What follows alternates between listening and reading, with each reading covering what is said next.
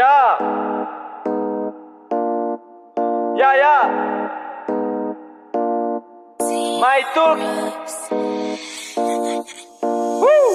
Fanulura tena, zay no premier pas. Tsisy akoatry zay, zay no lalana.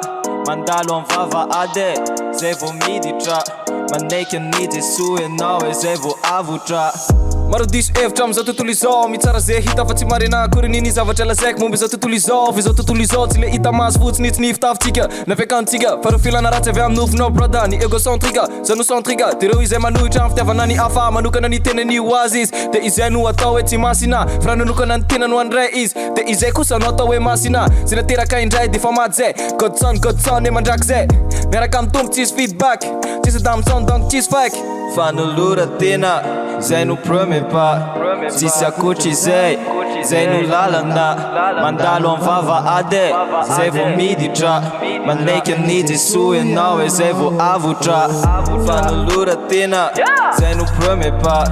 Tsisy akoatry zay, zay no lalana. Mandalo am vava ade, zay vo miditra. Manaiky any Jesoa enao e zay vo avotra. Ego, cheese, ego, cheese. Fitiava tena cheese, fanolora tena no izy. Ego, cheese, ego, cheese.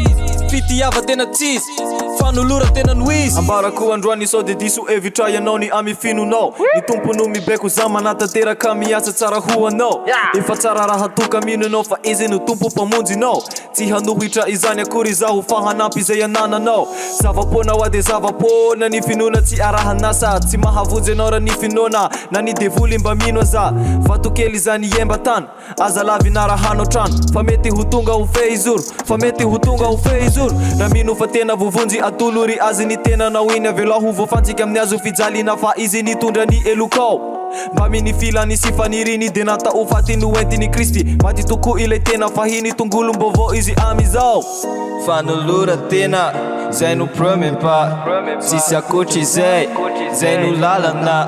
Mandalo am vava ade, zay vo miditra. Manaiky any Jesoa enao e zay vo avotra. Fanolora tena, zay no premier pas. Tsisy akoatry zay, zay no lalana. Mandalo am vava ade, zay vo miditra. Manaiky any Jesoa enao e zay vo avotra. Ego, cheese, ego, cheese. Fitiava tena cheese, fanolora tena no izy. Ego, cheese, ego, cheese. Fitiava tena cheese, fanolora tena no izy. Fitiava tena cheese, fanolora tena no izy.